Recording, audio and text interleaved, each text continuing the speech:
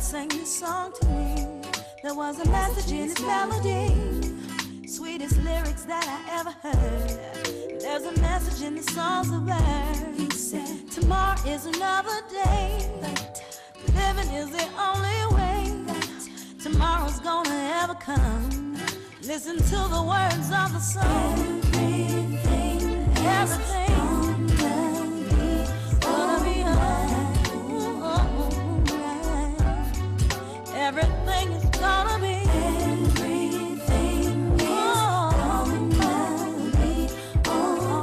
Hello everybody, I'm Stephanie Wilson-Coleman, the Empowerment Doctor, and you're watching A Sip of Inspiration.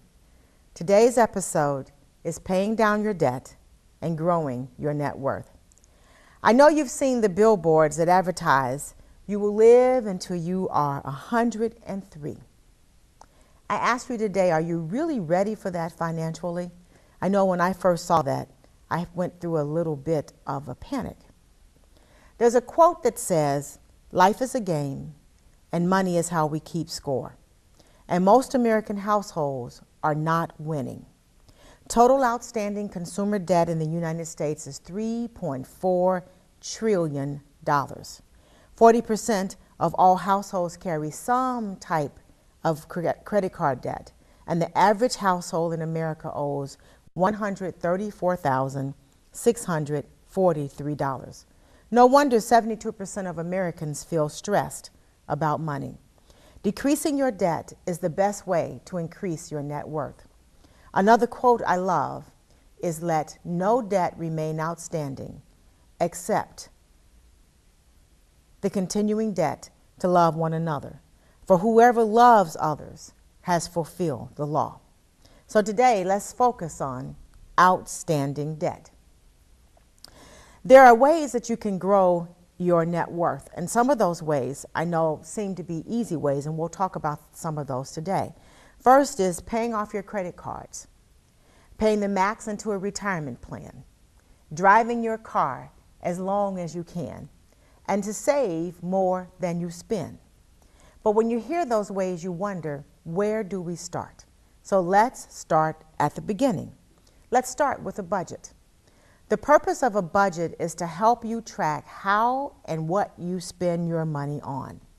And I'd like for us to hear from Dave Ramsey, who is a leading advisor on money, and hear what he has to say about budgeting. I like Dave because Dave is a no-nonsense advisor and will help you understand why these financial steps are important. Imagine you've just been promoted to the title of money manager for a company called You Incorporated. Your job is, of course, to manage the company's money. If you managed You Incorporated's money the way you manage your own money now, well, would you fire you? Don't answer that. You have to tell your money what to do, or it will leave you and go to someone else. A written budget for the month is your money goal. People who win at anything have written goals. Goals are what you are aiming at. Zig Ziglar says, if you aim at nothing, you'll hit it every time. Your money won't behave unless you tame it. Your budget is the whip in the chair that makes the money behave. You have to be intentional with it.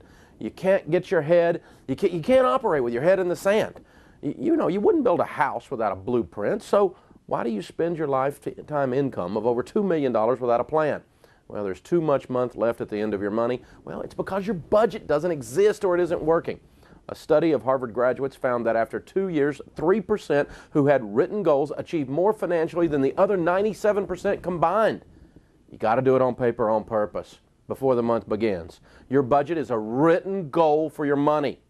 You need to set up a budget every single month. Don't try to have the perfect budget from the perfect month from heaven, because you never get one of those. Spend every dollar on paper before the month begins. Give every dollar of your income a name before the month begins. This is called zero-based budgeting.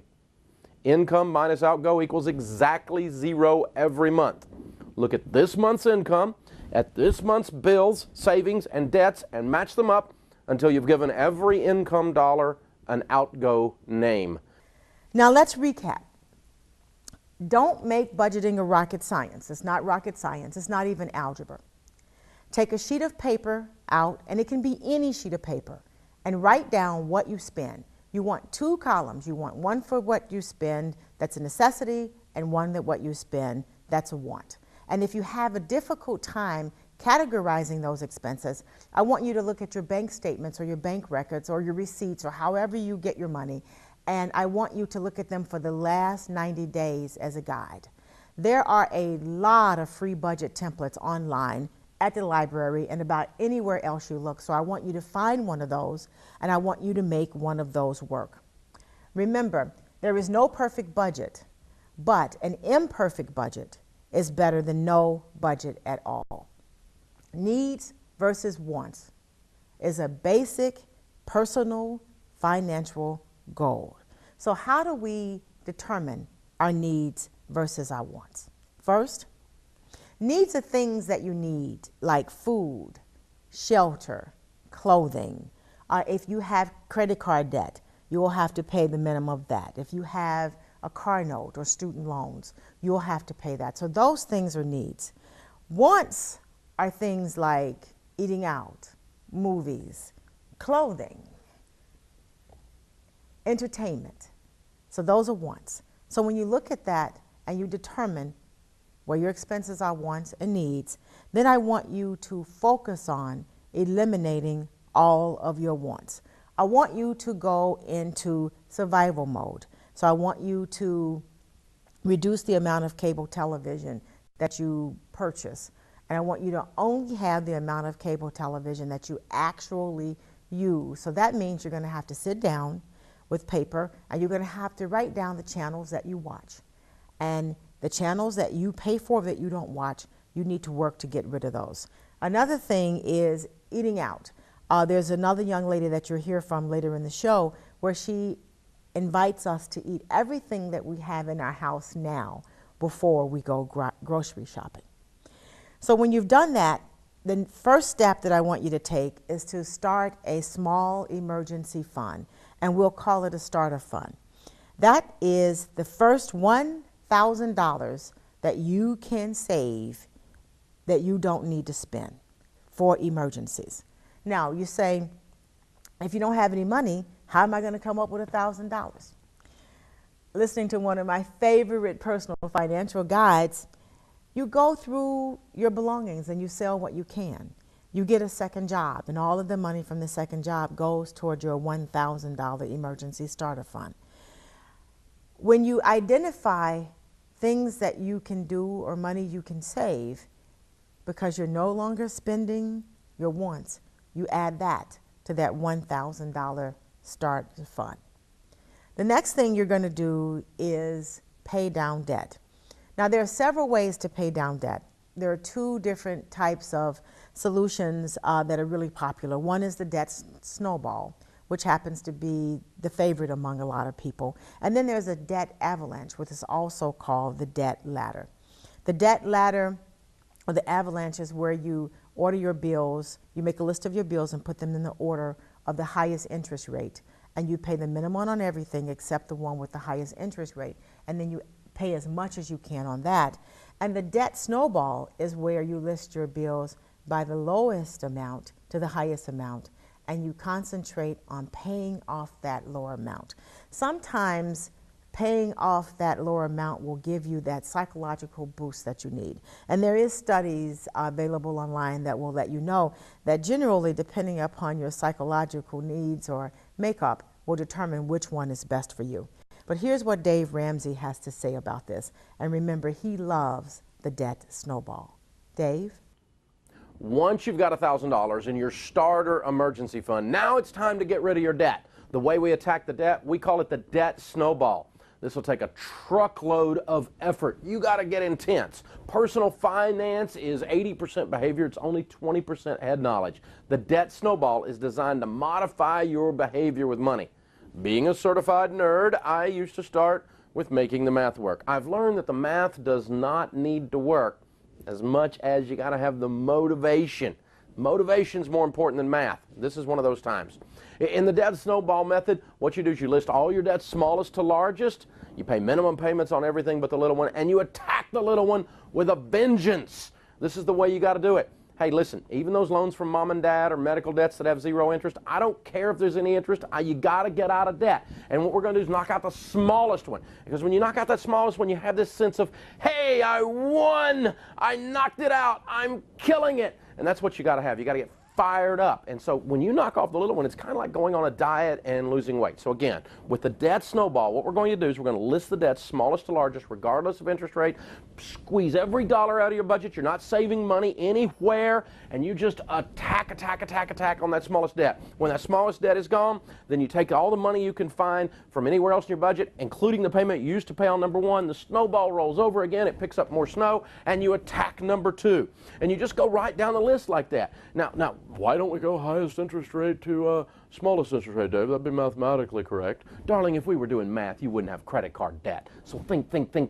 This is modifying behavior. This is about the deal where you absolutely have to control and modify your behavior.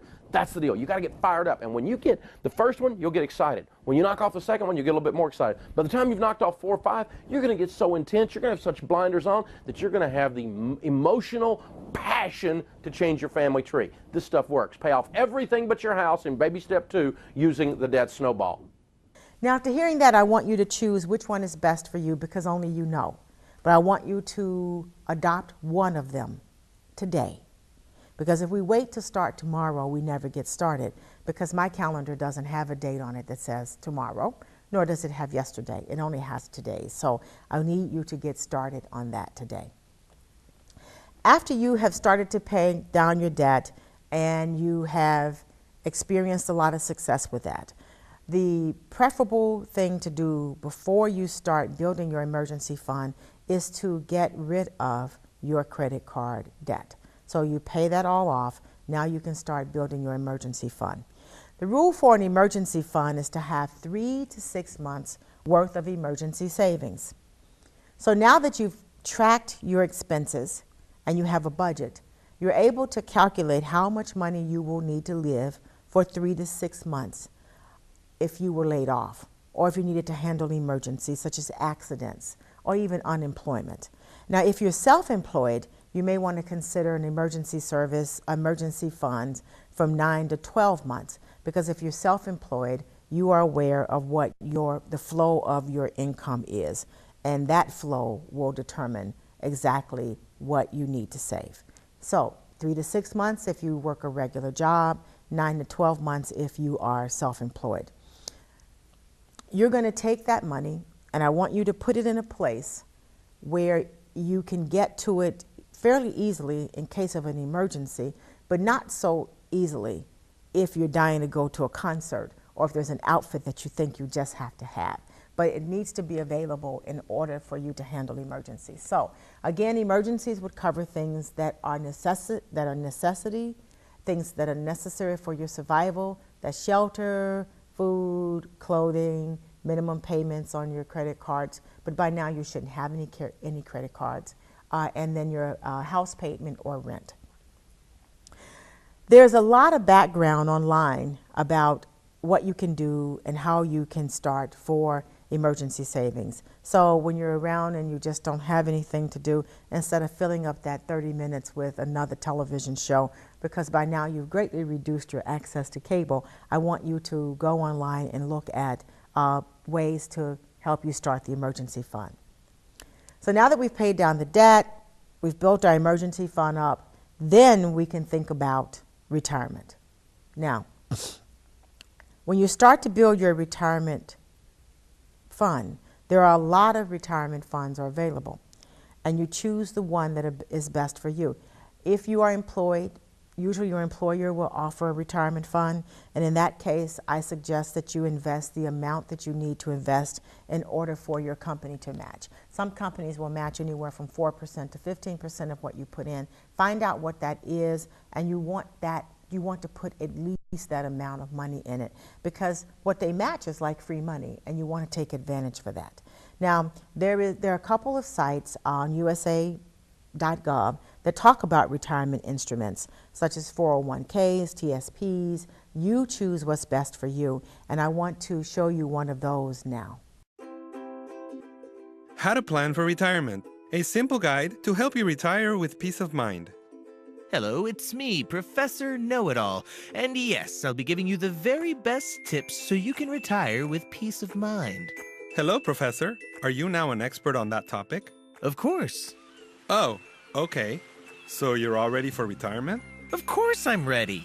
So then, you have money saved. Well, not exactly, but I have a plan. I will live with my kids. Living with your family during retirement can be very gratifying, but surely you don't want to be a burden on them. Did you know that people in the United States on average live 20 years after they retire? In general, people need almost 80% of what they earn in order to live comfortably after retiring. That's a lot of money, so you'll definitely need a good plan in order to get there. Okay, don't panic yet. It's never too late to start, or even too early. Let me tell you what you should do so that the next time you can give people good advice. Sounds good. Professor, according to the Consumer Action Handbook, the first thing is recognizing the importance of saving for retirement. The three most common options are 1. Pension benefits offered by some places of employment. 2. Savings and investments started by you. 3. Social Security, which is the federal government's retirement plan. Now, if you're still working, find out if your place of employment offers a pension plan and how it works. Some companies also offer a 401k plan. 401 what? I've never heard of that truck, but mine is newer. I'm not talking about vehicles here. I'm talking about retirement plans in which if you save, your company will match a percentage of the contributions you make. Oh, that's like free money. Exactly. Sometimes you impress me, Professor. In order to plan well for retirement, you must consider what types of expenses you'll have, whether you'll work or not, if you'll have additional medical insurance, or if you'll have costly hobbies like traveling. There are many things to consider, so you may want to consult a financial expert for help. Yikes, I'm feeling dizzy. Professor, you can also ask for help and get tips from the following organizations: AARP, American Savings Education Council, Department of Labor, Securities and Exchange Commission, Social Security Administration. Oof, I'm feeling a little better now. Professor, this is about saving, not spending. Better yet, let me remind you to visit USA.gov or in Spanish at gobiernousa.gov, where you can learn more about all of this and other interesting topics for consumers. And remember, you can also order your free Consumer Action Handbook.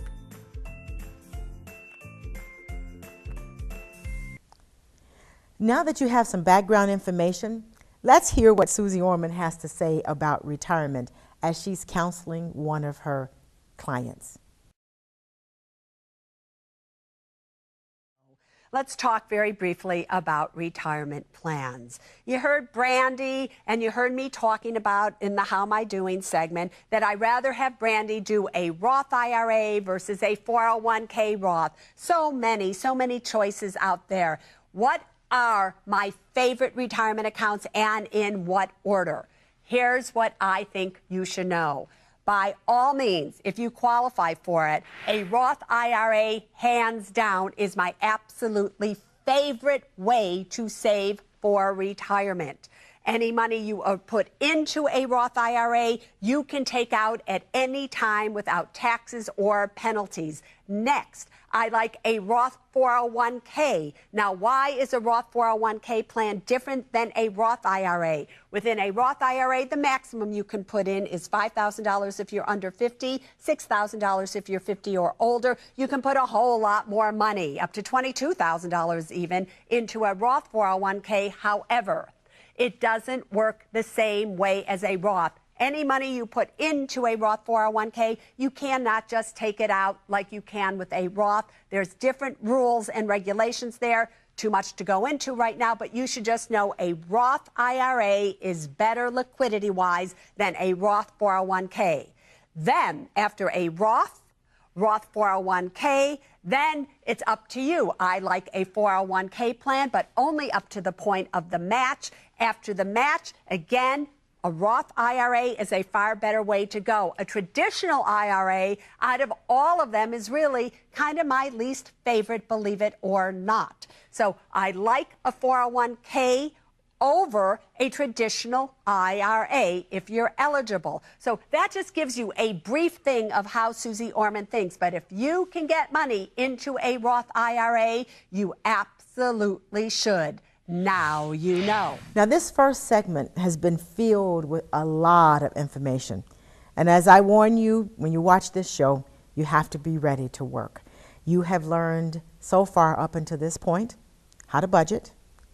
You've learned to separate your needs from your wants. And if you're experiencing any kind of discomfort, it is because you have that little battle going on inside of you, and we all do, when we know that we're at a point where we're going to have to stop going to the movies. We're going to have to stop entertainment. We're only going to take care of our needs. And as long as you have credit card debt, you only take care of your needs and not your want. You've also defined your emergency fund and decided how much you want. And I know when you look at that number for 3 to 6 months for the first time, you feel really queasy because it seems like a lot of money.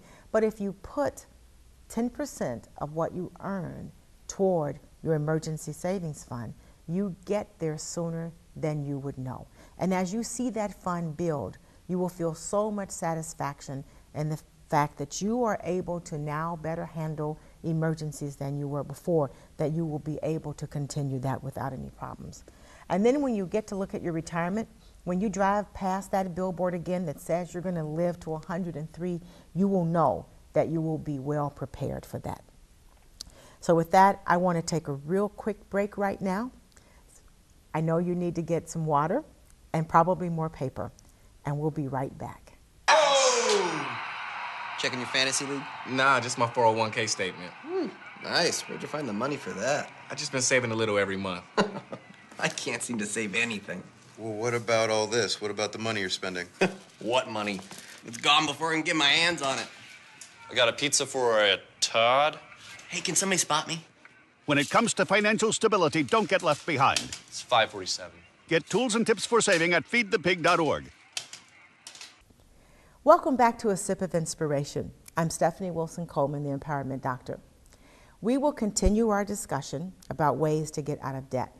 We did a couple things different for you this time during the second segment of the show. We changed the background. We wanted to lighten the mood a little bit because sometimes when you talk about debt, that could be a downer. I enjoy talking about ways to improve my net worth. So let's think about it, not in terms of debt, but ways to improve your net worth.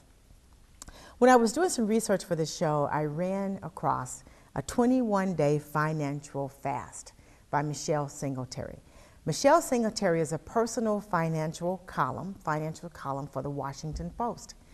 She's the author of this book entitled 21-Day Financial Fast. During this financial fast, you are only to spend money for needs. That includes your home, that includes utilities, credit cards, and a car, of course. Do not buy any clothing, no snacks. You're to make your lunch and take it to work with you. And she has keys for each day. So, for instance, day one would be to get familiar with various budget templates, to choose one and to start to use it. On day two, you would actually make a grocery list. And you're going to buy only what you need. Imagine skipping the candy bars. No sweets, no snacks, no pop or soda, no online purchases, no presents for anyone, not even birthday presents. You ought to use your money only for food, housing, medication, and other necessities. Day three, you start a spending journal, and in this journal, you record what you spend and the feelings around what you spend.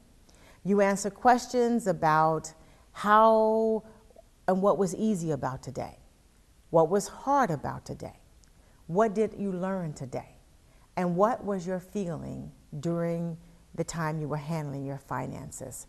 Doing this will actually keep you in touch with your emotional feelings behind money. Day four, you're going to only pay with cash. Researchers have discovered that when you use credit cards, you spend 14 to 18% more for things that are unhealthy than you would spend if you used cash. Day 5, you're going to use public transportation as much as possible. And she also covers other topics such as the promise of prosperity, God's generosity, giving, the evils of entitlement.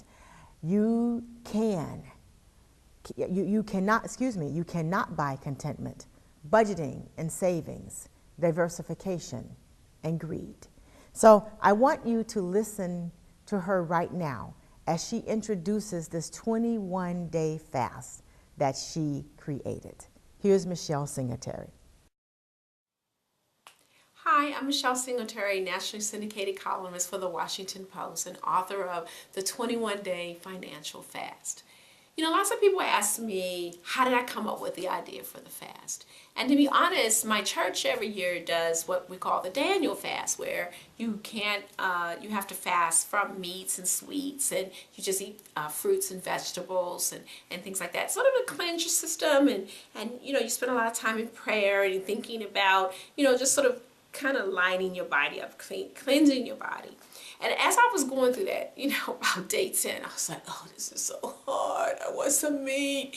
And then I thought, what if I kind of applied that same principle to people's finances? What if I shut you down for 21 days of not doing extra stuff, you know, not buying anything that you didn't need, not using credit or plastic, you know, because when you do the Daniel fast, you really start to think about the stuff that you're putting into your body. And you know, some people do it to lose weight, but really when you think about it, we put so many toxic stuff in our body. And so I thought, what if I kind of thought about how that applied to your finances, all the toxic stuff that we do with our money in terms of getting into debt and not saving and not, you know, thinking about retirement. And I thought, you know, this could work, you know, shutting people down, because, you know, there's studies that show that, you know, it takes about 3 weeks, 4 weeks before something becomes a habit. And so I thought, okay, how about a financial fast? And I started it with the ministry at my church, First Baptist Church of Glen Arden in Maryland. And it was amazing. The things that people wrote to me about and testified about, how it rescued their relationships, their marriages, how people who had never saved before in their life, because what they realized is that they did actually have more money in their budget than they thought they had, because they weren't doing all that extra stuff. You know, people lost weight because they weren't eating out at fast food restaurants. It was an amazing experience. And every year when I do it, I learn something different, even about myself. The categories Michelle has chosen to work with worked well for her and her church congressional members. She talked about what not to do with your money, and she talked about it every single day for 21 days. And you fill out your journal every day for 21 days. So now that you've done the fast, I want to invite you to join her and me on the 21-day fast. And while we're doing that, there's something else that I think that we should talk about during this segment. That is what not to do with your money. You've heard all the things you should do with your money, and you've heard that you should pay down credit card debt. But there's some absolute no-nos of what not to do with your money. We're going to go to Susie Orman now to hear her talk about the 3 things you should never do with your money. I want you to listen to this. I want you to take notes as Susie talks about this thing. And I want you to remember that these are 100% of the time you don't do it. I don't care what's going on around you, but these are 3 things that you are never to do with your money. Here's Susie. You know, so many times in life, you're told when it comes to your money, do this, do that, do this. Well, this morning, we are going to give you 3 things that you are never, ever to do when it comes to your money. First, you are never, ever to co-sign a loan. Don't you think if somebody needs you to co-sign a loan, what that means is that the financial institution isn't going to give them a loan because they don't qualify. They don't qualify. Why are you doing this? When you co-sign a loan, it is your loan. You are personally responsible for it. And if the person who's supposed to be making payments on it isn't making payments, you're not going to know. It will ruin your credit score. So under no circumstances you are ever to co-sign a loan. Do you hear me? Next, you are never ever to take a loan from your 401k. 401ks are protected against bankruptcy. If you're doing so much and you're in so much debt that you have to take a loan from a 401k, that means you're close to bankruptcy. Now, I want to give you a few minutes to absorb the idea of the fast and to absorb the idea of what not to do with your money, because a couple of those things were pretty hard for us, because they were pretty hard for me when I first adopted them. So while you do that, we're going to take a quick break and we'll be right back. Now, while we're at the break, I want you to remember to breathe. We'll be right back. I grew up in the housing projects of Cleveland. I didn't even know that life could be any better than it was. Education for me has been a way to get away from the agony of what was normal life. I want to be able to impact the community, not just look back on where I came from, but to reach back to where I came from and pull some people up with me. My name is David, and I am your dividend. Welcome back to A Sip of Inspiration. I'm Stephanie Wilson-Coleman, and we're talking about paying down your debt and increasing your net worth. I know I've given you a lot to think about, and that's the purpose of these kinds of shows, because we don't spend enough time thinking about our money, thinking about how we handle our money. We don't spend enough time thinking about our future and how we're actually going to be able to retire. So during this part of this show today, I want to talk about the danger of a single story. We have a lot of financial myths, and I want to talk about top 10 financial myths that are available on a website called Listen, Money Matters. The first one is buying a home is better than renting. I think this myth persists, according to their website, because of the mythical American dream. We're told to finish college, get a job, get married, and buy a house. For many of us, that could take years. And while a home is a good investment, owning a home just may not be for everybody. It depends upon the lifestyle. So you've got to take your lifestyle in consideration when you consider buying a home. Maybe you're at the start of your career, you're not exactly sure where you want to live. Maybe your career gives you some flexibility, so you want to spend some time in different parts of the country. All of those are things that you must think about and decide before you decide to buy a house. Maybe you even just want to become a landlord and rent to others. But these are questions that are serious questions that you must answer before you move toward buying a home. The second thing is you have to be rich to invest. I know we've all heard that one before. You have to be rich to invest. And here's what they have to say about that. The reality is anyone can invest. One of the best ways to grow your wealth is to invest. And a lot of people start from zero and end up at a very good place just by investment. But you must decide which investments are best for you. And only you can decide that. Now, I recommend you going online, looking at a lot of the investment accounts that are available online, making some appointments, talking to 3, 4, 5, maybe 6 different investment professionals before you make the decision on what to invest. And even that has got to feel good for you. You've also got to become very comfortable in looking at financial statements, because you wouldn't want to invest blindly in a company that's only been doing well for 2 or 3 years, but the last 10 years have been terrible. So anybody can invest. Investment is the way to go, but you've got to make sure that how you invest works for you. Number 3, the third myth is carry a small credit card balance to increase your credit card score. They actually say, oh, where did this come from? I agree with them. No, no, no. Carrying a small credit card balance does not increase your credit score. The reality is, if you pay your balances in full every month, that's how you maintain good credit. That's the way to build your debt. Now, there are other ways to build your credit, good credit, and you don't have to leave the balance on your credit card to do so. As a matter of fact, leaving a balance on your credit cards, which is a consistent balance, could actually work against you if you're going to make a large purchase. Number 4 they list is, I don't earn enough to save. In some cases, this may be true, and they remind us, but not in all cases.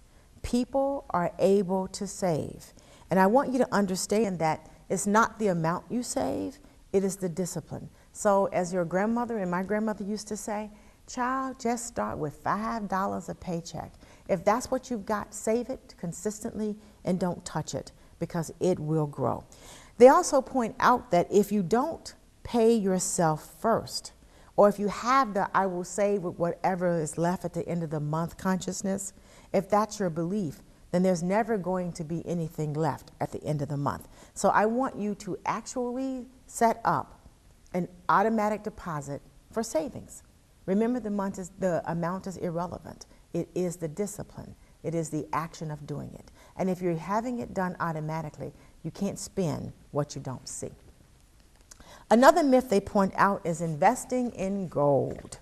And they say that this happened a long time ago, because we all say that our economy is based upon gold, and at one time that was true. But right now, gold is highly volatile. So why would you invest in something that is highly volatile? The 6th is, my partner manages our money, so I don't need to worry about it. The reality is, you need to know something about what's going on in your finances, and maybe your partner is better at it than you are. And if that's the case, then they should be the one that's handling it. But I want you to know what's going on with your money. I need you to communicate with your partner regularly. Maybe instead of setting up monthly meetings, you set up meetings every other month, or quarterly meetings where you go over the finances. But you need to know exactly what you all owe, exactly what's coming in the house, exactly what's going in the house, and exactly what you have savings and what you have in your emergency funds. So you need to know all of that, including your investments. The 7th myth is cash in king. It's always better to pay for cash for things rather than to take out a loan. In some cases, you do get a discount for paying for things with cash. In some cases, you don't. Sometimes what you buy, a credit card could give you a lot of great protections, like fraud protection, additional insurance on things like travel. If your card is stolen, you can easily work with the company to correct that, to get a new card, and to not be held liable for the things that you purchase. You can't do that with cash, because cash doesn't have a name on it. So you have to consider which is best for you. 8th thing they list is, the savings account is a good place for an emergency fund. They believe that you should be really careful about where you have your money and where you save money, because in this day and age, interest rates are really, really low. However, online there are websites that will let you know exactly which bank accounts are offering the highest interest. So you want to put your money, your emergency money, in a place that's fairly easy to get to in case of emergency, but is offering you best interest possible. And then there's the 2 incomes are better than 1. Not necessarily. It's not necessarily how much money you make, it's what you do with the money. There's some things that are just very expensive, and you might need 4 incomes, like childcare and commuting back and forth to work. Eating out can be expensive. It doesn't matter if you have 1 income, 2 income, or 12 incomes. Those are things that you're going to have to manage. Remember, it's not how much you have coming in, it's how much you have going out. And of course, the 10th, which we talked about, is I don't need an emergency fund. I have credit cards. Yeah, but you know, if it takes you an average of 4 months to get back to work and you're living off of credit cards for 4 months, imagine the amount of interest that you're racking up. So all of a sudden, $2,000 credit card bill, $4,000 credit card bill, plus interest could take you 10 to 12 years to pay off. So Can you do that? Do you want to do that? And can you pay your rent and your mortgage with a credit card? What if you have to go to an emergency room or you have a major car repair? Can you put all of that on the credit card? Those are serious things that you need to consider. Now that we've gone over that, I want to turn to one of my favorite and funniest financial advisors, Rob Wilson. So let's turn our attention to him to see what he lists as the financial myths. And he does it in a very interesting way. Here's Rob. What's going on, guys? Rob Wilson here. It's Money Monday, the show where we talk about the most important things from the previous week that you need to know about your money. And the first thing I've got to say this week is they're back.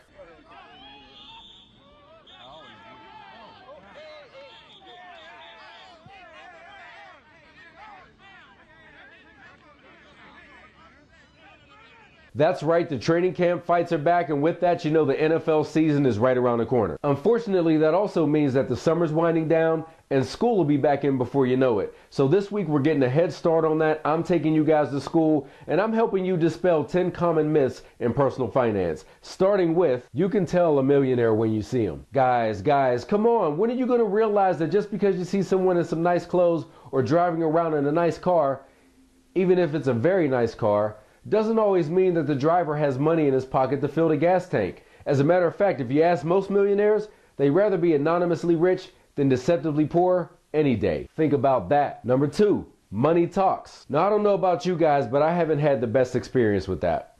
Hey, money, check this out. I was in the paper last week. Did you see this?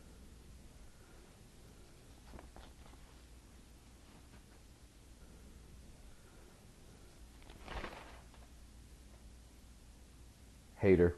Number 3, it takes money to make money. Sure, it'd be great if we could all be born with silver spoons in our mouth, but that didn't stop Damon John from starting from humble beginnings to creating a $200 million company in FUBU. It didn't stop Michael Dell from taking $1,000 in his dorm room and starting a multi-billion-dollar computer company. And ladies, if you enjoy using Paul Mitchell products on your hair, you can thank John Paul DeJoria, who used his last $350 to found John Paul Mitchell Systems, and he turned that into a billion-dollar business. Oh, and fellas, he's got something for you too. After turning Paul Mitchell Systems into a billion-dollar business, he went on to found Patron Tequila, which means he created a multi-billion-dollar business for less than it cost you to buy a bottle of his drink in the VIP at the club. Are you guys listening to me? Number 4, I can get my free credit report at freecreditreport.com. No. Now guys, okay, look, I understand the commercials are funny. F-R-E-E, that spells free, creditreport.com, baby. But the credit report that you get from freecreditreport.com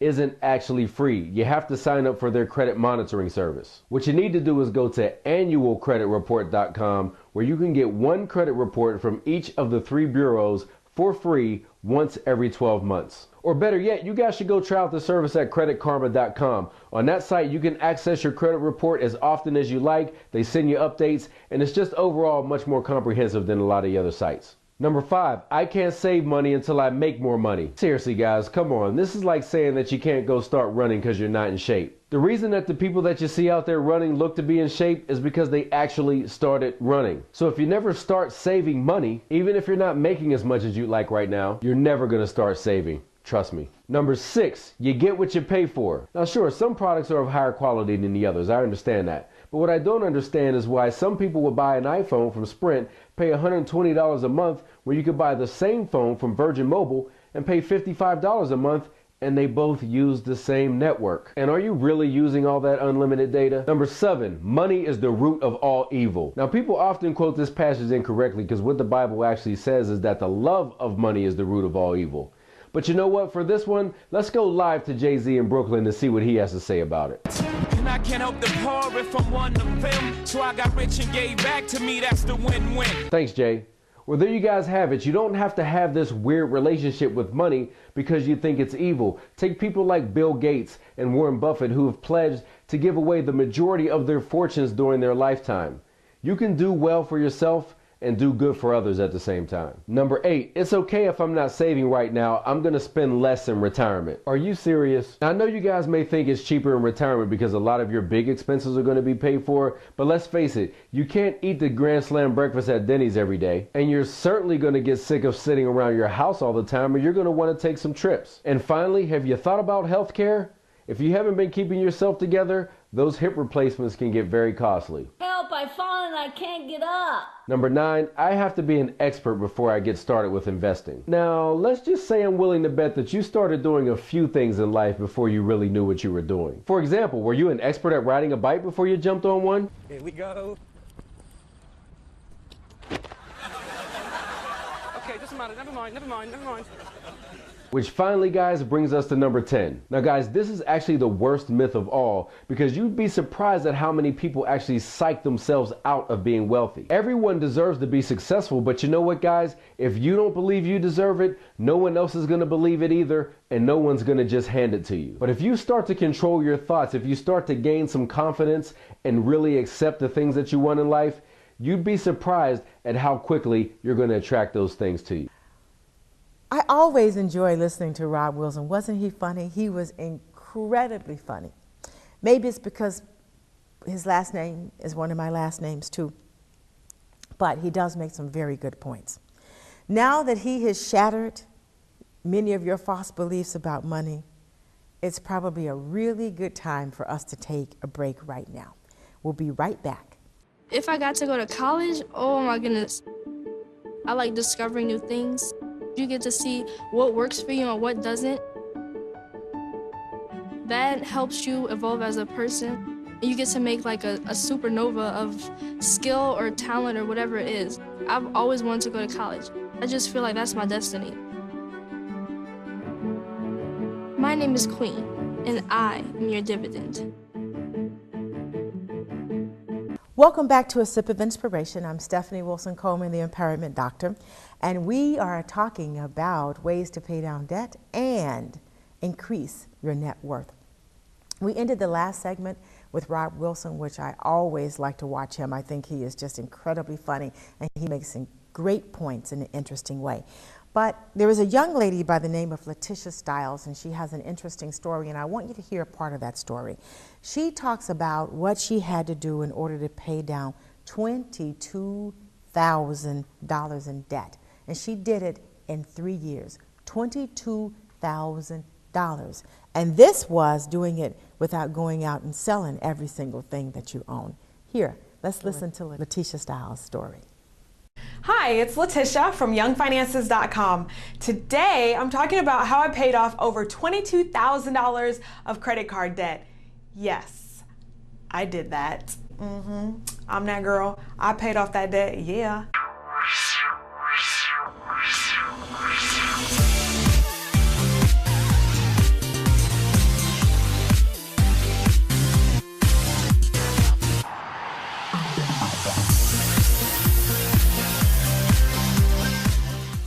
Here's how I paid off my $22,000 worth of credit card debt. It took me 3 years and a lot of discipline, but I did it. And here's how I did it. Step 1, I went to an all cash budget. That means just cash. And if you've watched my video on why you should use cash, you'll understand why this is so important. So everything that I paid for, I was able to handle with my paycheck. Step 2 was separating my needs from my wants. For example, I used to go to the store and buy clothes. I'm a shopper. Even if there wasn't anything that I needed, I would just go to the mall just to buy something. You look good, girl.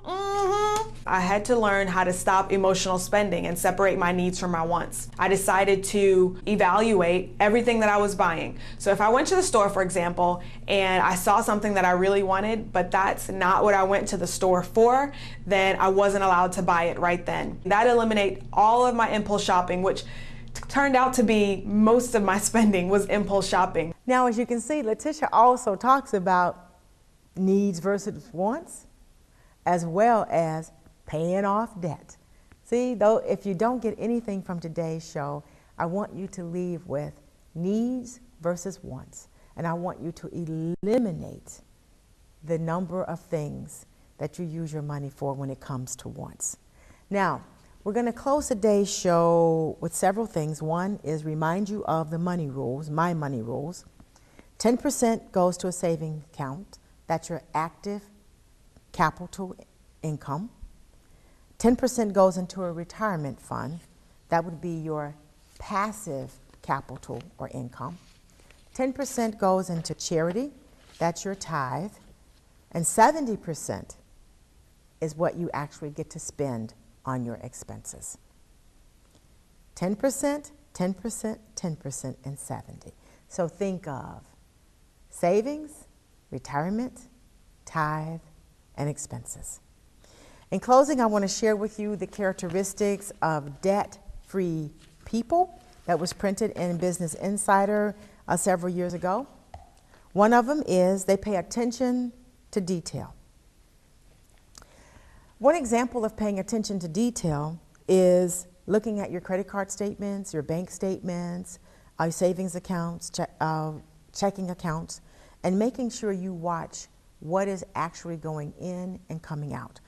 A lot of times there will be mistakes, and those mistakes will often be in dollar amounts that are so small that you normally would go over, because many people don't pay attention to $5 or $10. But just think if every week someone is taking $5 or $10 out of the money that you have in the bank. So you need to pay attention to details.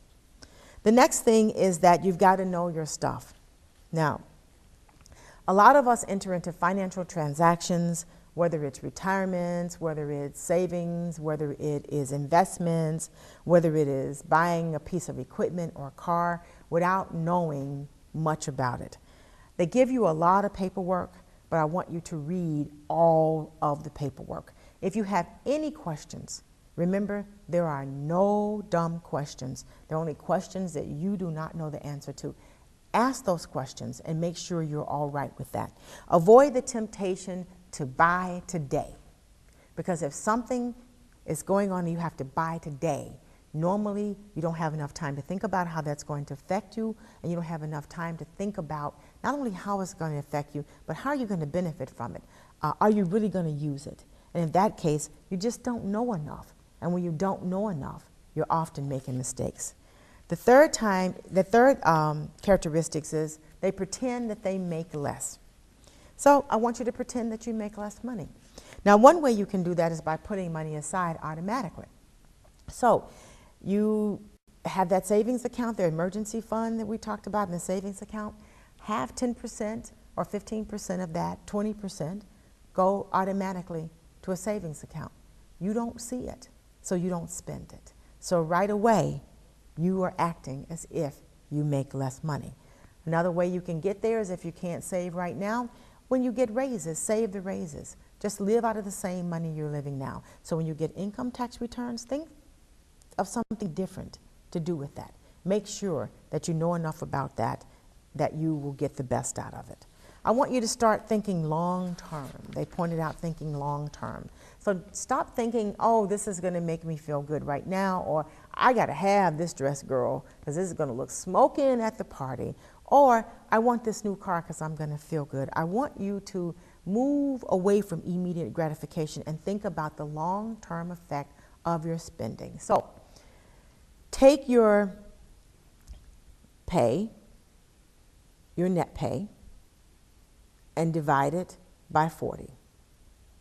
And when you get ready to buy something, take that hourly rate that you just figured out and see how many hours you have to work for that. Is that worth it? Number 5 is that they aren't afraid to ask at all. So don't be afraid to ask. Don't be afraid to ask for help. Don't be afraid to ask for a discount. Don't be afraid to say, you know, that is just out of what I'm willing to pay for that. So can we talk about a discount? What do I need to do to get it cheaper? Maybe you don't need that much of something. You can get a little less of something. But don't be afraid to ask. Won't be the first time someone's asked. Definitely won't be the last time someone's asked. And you'll be surprised what you can find out, or even what the benefit may be if you simply ask, do you have any coupons that I can apply toward that? And the 6th thing is they save. You know now that you need to save. So I want you to save your bonus checks. I want you to save the checks you get in the mail because you did a good deed. I want you to start saving your income tax. I want you to save your 10% for savings and put aside the 10 to 20% that you're going to save for retirement. I want you to save. And 7 is they set goals. There's been a lot of research about goal setting, and one of them says that if you set goals and you have a plan, which would be your budget and your emergency fund, and you're paying out a debt, snowball or avalanche, if you have the goals, that you're 97% likely to meet those goals.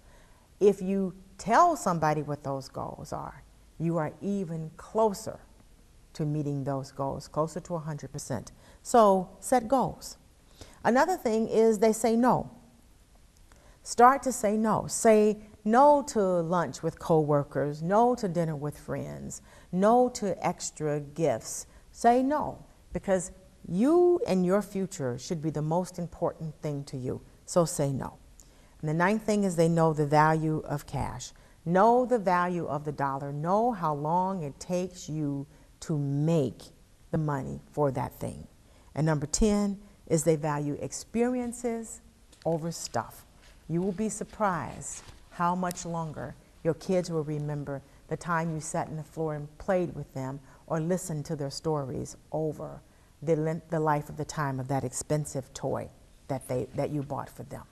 So as you think back as to what's going on with your money, I want you to know that there are a lot of places in this same place as you are.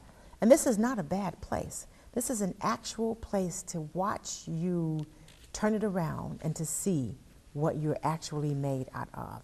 It is in this place right now where you can really begin to value who you are. So don't feel bad.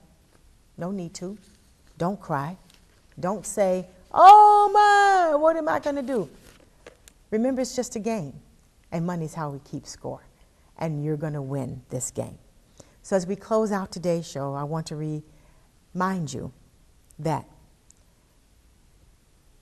you are here to experience rainbows and happy endings.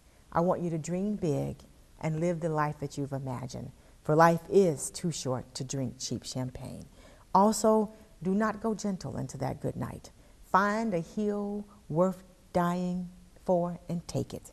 Be the person you have been waiting for. Make today so awesome that yesterday gets jealous. And above all, do it your way. This has been Stephanie Wilson-Coleman, the Empowerment Doctor, and it has truly been my pleasure. Have a great day.